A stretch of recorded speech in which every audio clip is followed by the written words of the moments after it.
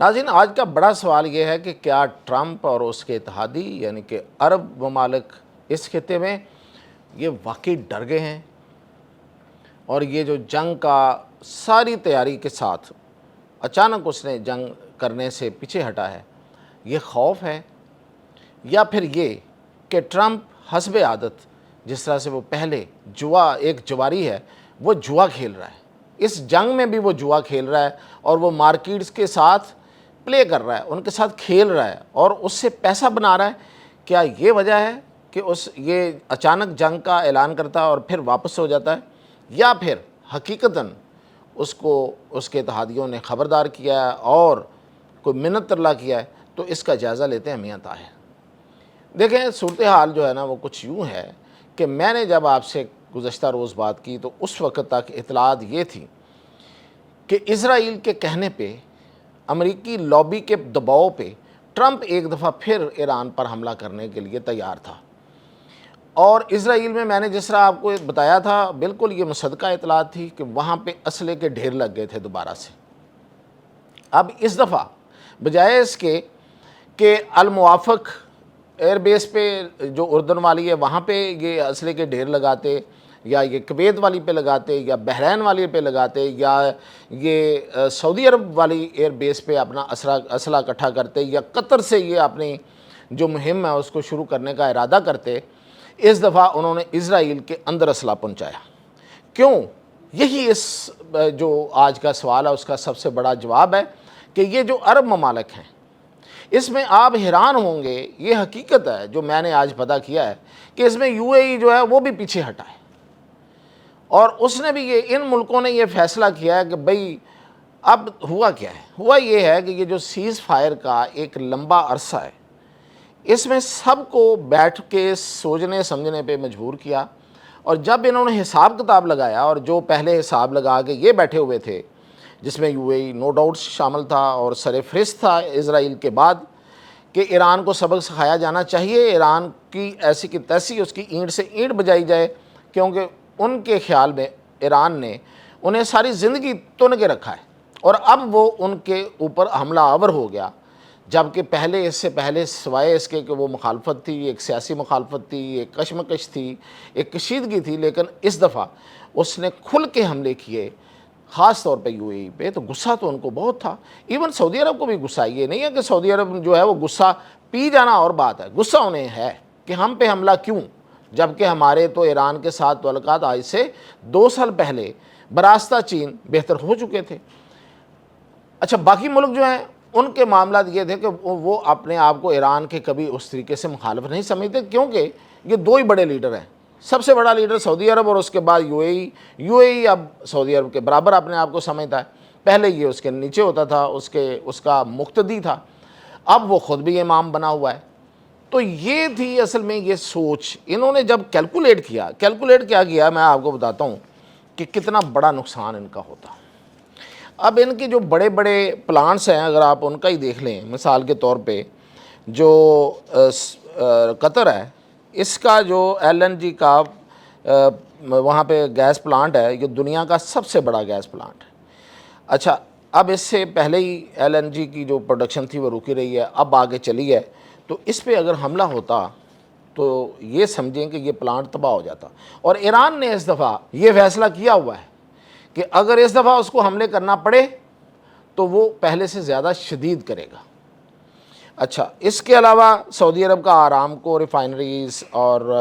راس تنورہ pipe line جو وہ وہاں سے بحیرہ احمر کی طرف جاتی ہے، وہ اس کو بھی نشانہ بنانے کا اس کا پلان تھا۔ اس کے علاوہ یو اے ای کا آپ کو پتہ ہی ہے، ابو ظبی کا، اور خاص طور پہ فجیرہ پہ پہلے بھی ایک حملہ ہو چکا ہے۔ یہ علیحدہ بات ہے کہ ایران نے ابھی کچھ دنوں پہلے کی بات ہے، اس سے اپنی جو لا تعلقی کا اظہار کیا تھا کہ ہم نے حملہ نہیں کیا، لیکن حملہ ہو چکا ہے، فجیرہ کا رستہ دیکھ لیا میزائلوں نے۔ اب یہ اگر ہوتا ہے، اور اس کے بعد کویت ہے، کویت کی جو ریفائنریاں ہیں اور اس کے تیل کے جو فیلڈز ہیں، اس کے علاوہ بحرین میں امریکہ کی جو ابھی بھی وہاں پہ اس کی فوجی تنصیبات ابھی موجود ہیں۔ اب اگر ان پہ حملہ ہوتا ہے، اور اس سے بھی بڑی بات میں آپ کو بتاؤں کہ جو عربوں کے لیے سب سے بڑا مسئلہ ہے نا،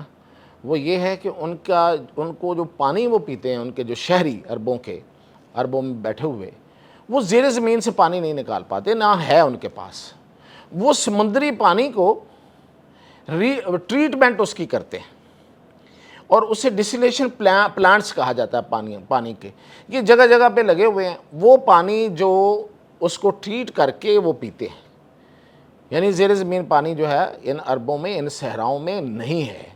تو اس وجہ سے وہ جو پلانٹس ہیں وہ دراصل ایک، آپ سمجھیں کہ تیل کے کنووں سے زیادہ ان کی زندگی کے لیے اہم ہے۔ اگر ڈسلیشن پلانٹس جو ہیں، جو کہ تقریباً 1000 کے قریب ہیں ان عربوں کے، اور سارے کے سارے جو ہیں وہ ایرانی میزائلوں کی رینج میں ہیں، اگر وہ اڑا دیے جاتے ہیں تو اتنا بڑا انسانی بحران پیدا ہوگا۔ ان عربوں کے پاس 2 سے 3 ہفتوں کے بعد بالکل ہی پانی ختم ہو جائے گا، تو کہاں سے پئیں گے؟ تو یہ اس سے بھی بڑا نقصان ہے۔ اور پھر یہ کہ جس طرح میں آپ کو بتا رہا تھا کہ یہ اتنی بڑی ان کی جو تیل کی تنصیبات ہیں وہ اڑا دیتا، یہ اڑا دینا تو خیر اس میں کوئی، چلو یہ بھی ایک بہت بڑا نقصان ہے، اتنا بڑا انفراسٹرکچر ہے، وہاں پہ آگ لگ جاتی، کتنا بڑا نقصان ہو جاتا، پروڈکشن رک جاتی۔ جنگ تو جنگ ہوتی ہے، جنگ کے بعد تو پھر آپ چیزیں آپ کے ہاتھ میں تو نہیں رہتی، لیکن جنگ کے بعد اگر جب یہ جنگ رکتی، اس نئی جنگ کے بعد، تو پھر جو نقصان ہو چکا ہوتا اس کی ریکوری جو ہے وہ بڑی مشکل ہے ان کے لیے ہوتی۔ اتنا بڑا نقصان ہو چکا ہوتا کہ وہ شاید پھر یہ کچھ تو شاید ریکوری نہ کر پاتے، حالانکہ بڑی دولت ہے ان کے پاس، حالانکہ وہ بڑے وسائل والے لوگ ہیں، لیکن دیکھیں بہت سی چیزیں ہوتی ہیں جو آپ کے ہاتھ سے نکل جائیں تو نکل جاتی ہیں۔ یہ انفراسٹرکچر تو شاید دوبارہ بنا لیتے، وہ اعتبار، وہ اعتماد، وہ سرمایہ کار، وہ کہاں سے لانا ہے؟ ابو ظبی اور یو اے ای کو جو سب سے بڑا جو دھچکا ملا ہے وہ اس کی فجیرہ اور اس پہ حملوں کا نہیں ملا، وہ اس کا اعتماد اور ساکھ جو ٹوٹی ہے اس کی وجہ سے جو سرمایہ کار یہاں وہاں سے بھاگا ہے، وہ سب سے بڑا اس کا نقصان تھا۔ تو یہ وجہ ہے جس کی وجہ سے ان عربوں نے پھر منت لئی کیا ہوگا ظاہر ہے ٹرمپ کا۔ اور دوسری بات یہ ہے کہ ٹرمپ اندر سے ضرور سمجھتا ہے، آج جس طرح سے جے ڈی وینس نے کہا ہے کہ نہ ٹرمپ چاہتا ہے کہ یہاں پہ حملہ ہو اور نہ ایران چاہتا ہے کہ وہ جنگ کرے۔ ٹرمپ اب جنگ نہیں چاہتا، لیکن وہ مجبوریاں اس کی بہت ساری ہیں۔ مجبوری یہ ہے کہ ایک انا ہے، ایک پرائیڈ ہے، میں سپر پاور ہوں، میں کیسے نکلوں، مجھے کوئی رستہ تو ملے، رستہ نہیں مل رہا، حملہ نہیں کرے گا، ذلیل و خوار ہو رہا ہے، اور وہ اس کی پرائیڈ جو ہے، جو اس کا فخر ہے، غرور ہے، وہ نیچے کی طرف آ رہا ہے۔ ایک یہ مسئلہ ہے۔ دوسرا مسئلہ وہ اپنے لوگوں کو بتانے کے لیے بھی تو ہے نا کہ میں جیتا ہوں تو کیا لے کے آئے بھائی؟ لوگ تو پوچھیں گے آپ کے ہاتھ میں کون سی ٹرافی ہے، وہ تو بتائیں، وہ تو دکھائیں ذرا، ٹرافی کون سی لے کے آئے، جیت کے آئے؟ یعنی آپ ٹرافی تو اس وقت جو ہے وہ ہے یورینیم، افزودہ یورینیم، وہ اس کے ہاتھ میں ہوگی تو لوگ مانیں گے، ورنہ جو کچھ بھی کہتا رہے لوگ چاہتے ہیں جنگ نہ ہو، لیکن لوگ پھر بھی پوچھیں گے کہ تم نے کیا نکالا وہاں سے۔ تو یہ ایک احتساب کا خوف۔ دوسری جو بات ہے وہ یہ ہے کہ ٹرمپ جو ہے اس کو پتہ ہے کہ ایران کے پاس طاقت ہے اور اسرائیل کے پیچھے لگ کے وہ ذلیل و خوار ہو رہا ہے، امریکہ بہت پیچھے جا رہا ہے۔ لیکن اس کا اب ہم آتے ہیں دوسرا پہلو کہ ٹرمپ جو ہے وہ اس سے کمائی بھی کر رہا ہے۔ ٹرمپ اول و آخر ایک کاروباری شخص ہے، وہ دیکھنے میں ایک بیوقوف انسان لگتا ہے لیکن اپنے لیے وہ بڑا سیانہ ہے۔ وہ کہتے ہیں نا وہ کملا ہے، وہ پاگل ہے کہ جڑا اٹا اپنے گھر سٹتا ہے، یعنی کہ اینٹ بھی اگر پاگل نے اٹھا کے مارنی ہے تو کسی دوسرے کو اس لیے نہیں مارے گا کہ اینٹ ضائع ہو جائے۔ اس طرح کے پاگل بھی ہوتے ہیں، اپنے گھر کی طرف پھینک لے گا کہ اینٹ اپنے گھر ہی جائے، ٹھیک ہے، یہ بھی بچت ہو جائے۔ یہ ایسا پاگل ہے۔ ہوا اس کے بارے میں جو مارکیٹس ہیں وہ کیا کہتی ہیں؟ مارکیٹ جو ہے سب سے بڑی مارکیٹ وال اسٹریٹ مارکیٹ ہے، اور اس کا جو نمائندہ وال اسٹریٹ جرنل ہے جو اس کی خبریں بناتا ہے اور پوری دنیا میں کاروبار کی خبریں دیتا ہے اور پوری دنیا کو بتاتا ہے کہ دنیا کہاں جا رہی ہے، کیونکہ سب سے بڑا کاروبار تو وال اسٹریٹ مارکیٹ۔ اس نے اس کا نام رکھا ہوا ہے، ٹرمپ کی یہ جو حرکتیں ہیں اس کا نام اس نے رکھا ہوا ہے ٹاکو ٹریڈ۔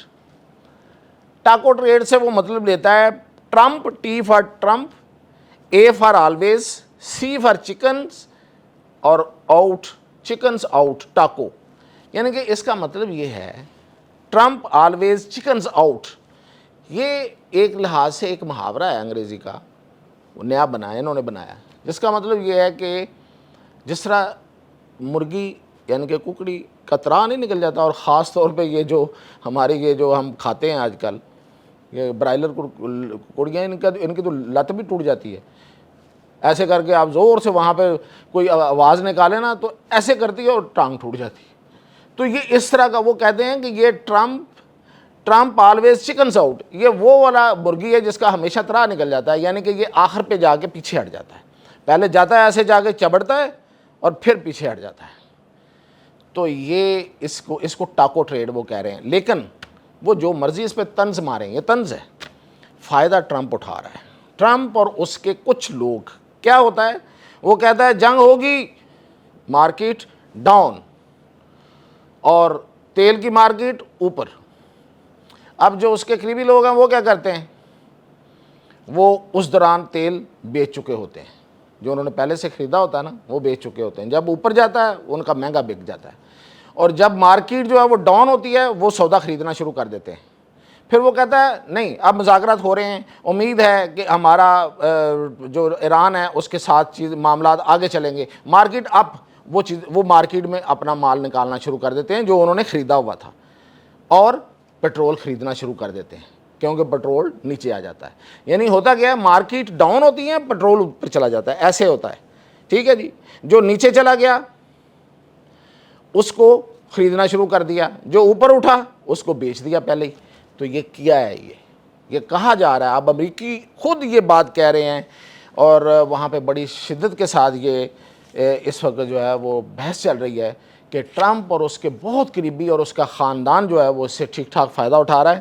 ابھی میں آپ کو دو مثالیں دے دیتا ہوں۔ ایک یہ ہے کہ ٹرمپ کا ایک بیٹا ہے ڈونلڈ ٹرمپ جونیئر، یہ فائنینشیل ٹائمز کی رپورٹ ہے، وہ یہ کہتا ہے، وہ